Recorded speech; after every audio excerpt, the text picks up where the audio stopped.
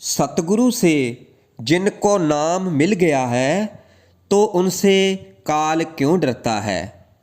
सतगुरु से जिनको नाम दान की बख्शिश हो गई है, जिन पर सतगुरु की कृपा हो गई है तो उनसे काल क्यों डरता है। एक बार की बात है, पहली पातशाही श्री गुरु नानक देव जी महाराज नदी के किनारे बैठकर शब्द का कीर्तन कर रहे थे और साथ में भाई मर्दाना जी बैठे हुए थे और वो रबाब बजा रहे थे कि अचानक क्या हुआ कि आसमान में अचानक एक गुबार उठा जो आकाश में फैल गया, जो कि बहुत ही भयानक था, जिसका रंग लाल और काला था। और उस इतने बड़े गुबार को देखकर भाई मर्दाना जी डर गए और फिर देखते ही देखते वो गुबार तरह तरह के रूप बदलने लगा। फिर भाई मर्दाना जी को इस तरह से घबराते हुए देखकर गुरु महाराज ने कहा कि भाई मर्दाने, मैं तेरे साथ हूँ, तुझे डरने की कोई ज़रूरत नहीं है। तू ऐसा कर कि वाहिगुरु का नाम जपना शुरू कर, डर मत। फिर देखते ही देखते वो एक बड़ा गुबार, वो बड़ा बवंडर, वो मनुष्य की शक्ल लेकर सतगुरु जी के सामने खड़ा हो गया और सतगुरु जी से कहने लगा कि ये युग मेरा है, मैं कलयुग हूँ। तो फिर सतगुरु ने उससे पूछा कि तुम क्या करते हो। तो फिर वो कहने लगा कि मैं अपने निरंकार जो मेरे इष्ट हैं उन्होंने मुझे कहा है और मैं उन्हीं का कहा हुआ कर रहा हूँ। उन्होंने मुझसे कहा है कि यहाँ कोई भी जीव आत्मा इस लोक को छोड़कर उस मेरे लोक में ना आए और मैं उनका हुक्म मानकर ये कार्य कर रहा हूँ। उन्होंने कहा है कि मेरी सेना बहुत बड़ी है, जिसमें झूठ, निंदा और चुगली, लड़ाई झगड़े, जुआ, शराब, कबाब, यही सब कुछ चलता रहता है और लोग इसी में उलझे रहते हैं और इसी में जन्म लेते हैं, बड़े होते हैं और फिर इसी में मर जाते हैं। लेकिन मैं यहाँ से किसी को भी उस निरंकार तक नहीं पहुँचने देता हूँ। लेकिन क्योंकि आप एक पहुँचे हुए संत परमात्मा स्वरूप हैं, तो मैं आपके लिए सोने और चांदी के मंदिर बना देता हूँ, मोतियों से जड़े मंदिर बना देता हूँ, जिसमें आप बैठो और मैं ऐसी व्यवस्था भी कर देता हूँ कि चंदन और कस्तूरी से आपके मंदिर का रोजाना छिड़काव हो। और फिर सतगुरु जी उस कलयुग के वचन सुनकर मन ही मन मुस्कुरा रहे थे। तो फिर कलयुग ने कहा कि महाराज, मैं निरंकार की आज्ञा से ऐसा कर रहा हूँ, ये उनका हुक्म है और मैं उनके हुक्म को मान रहा हूँ और मैं सभी जीव आत्माओं की बुद्धि भ्रष्ट कर देता हूँ, उल्ट पलट देता हूँ। इसीलिए लोग अपनों में ही उलझे रहते हैं। भाई भाई का दुश्मन हो जाता है, पिता पुत्र का दुश्मन हो जाता है, माँ बेटे का वैर हो जाता है और लोग बुरे खोटे कर्म करने में ही अपना सम्मान समझते हैं। और मैंने मूर्खों को राजा बना दिया, इस ऊंच नीच को ही बराबर कर दिया है, स्त्री पुरुष में मर्यादा खत्म हो गई है। ये सब कुछ मैं ही कर रहा हूँ।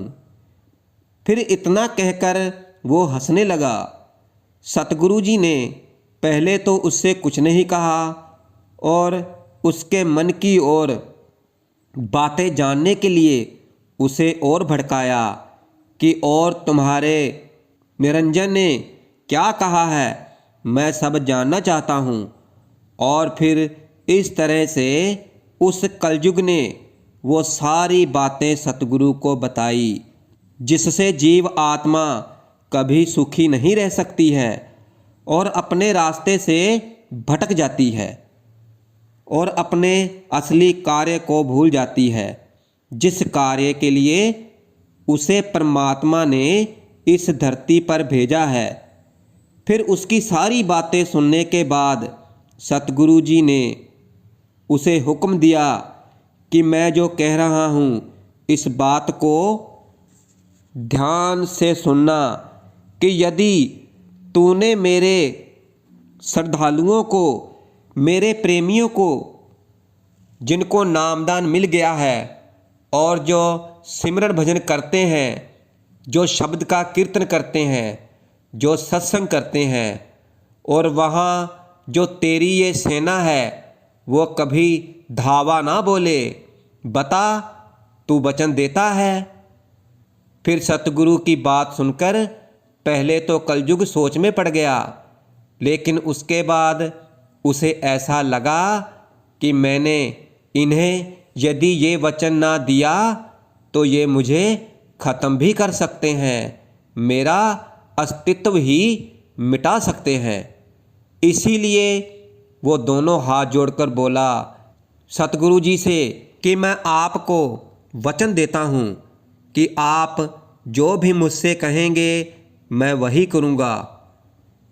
फिर सतगुरु जी ने उसे समझाया कि जहाँ पर निरंजन नाम का कीर्तन होता हो उस जगह तू नहीं जाएगा, और जहाँ पर गुरु घर की चर्चा की जाती हो वहाँ पर तेरी जो ये सेना है वहाँ पर ये धावा ना बोले, और जहाँ पर लोग परमात्मा के नाम पर भरोसा रखते हैं, संतों के वचनों पर जहाँ पर भरोसा रखा जाता है वहाँ पर तेरा प्रभाव ना पड़े। जो व्यक्ति उस निरंकार को अपने हृदय में बसाकर रखता है तो वो मेरा प्रिय है, वो निरंजन का ही प्रिय है। इसलिए इस कार्य में कभी बाधा ना डालना। ऐसा कहते हुए सतगुरु जी ने उस कलयुग को और भी अच्छे तरीके से उस कलयुग को समझाया। फिर कलयुग हाथ जोड़कर सतगुरु जी के आगे ये वचन करके बोला कि मैं वचन देता हूँ कि जहाँ पर सतगुरु द्वारा दिए गए नाम की कमाई यदि कोई जीव आत्मा करती है, सिमरन भजन करता है, तो मैं उस जीव आत्मा को कभी परेशान नहीं करूँगा, उस व्यक्ति की मति कभी भ्रष्ट नहीं करूँगा, और मैं उसे संसार की माया से बचाकर रखूँगा।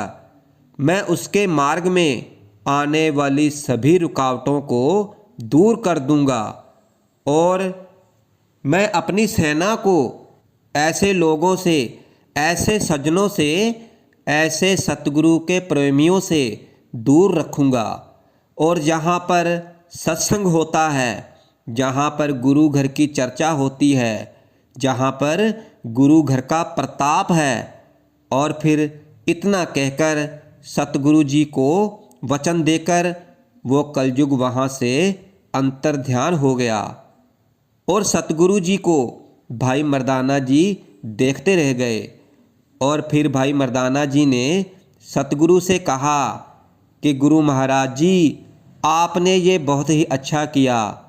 आप जी ने संसार की अनेकों जीव आत्माओं को नष्ट और भ्रष्ट होने से बचा लिया, नहीं तो समस्त जीव आत्माएं इसी 84 लाख जिया जून के चक्कर में फंसी रहती। तो भाई, हमें जो हमारे सतगुरु ने नामदान दिया है वो इसलिए ही दिया है कि कलयुग हमारा कुछ ना बिगाड़ सके। अब देख लो, जो नाम की भजन बंदगी करते हैं, नाम को अपने आप के साथ जोड़कर रखते हैं, जो नाम की कमाई करते हैं और वो सुबह सही सलामत घर से निकलते हैं और शाम को सही सलामत घर वापस आ जाते हैं। आप देख लो कि दुनिया में कितनी आपदाएं आती हैं, मिनटों सेकंडों में क्या से क्या हो जाता है, लेकिन जो गुरु घर के साथ जो लोग जुड़े होते हैं तो वो शब्द के साथ हमेशा ही जुड़े रहते हैं और शब्द की कमाई करते रहते हैं और कहते हैं सुमति का रास्ता कभी नहीं छोड़ता है।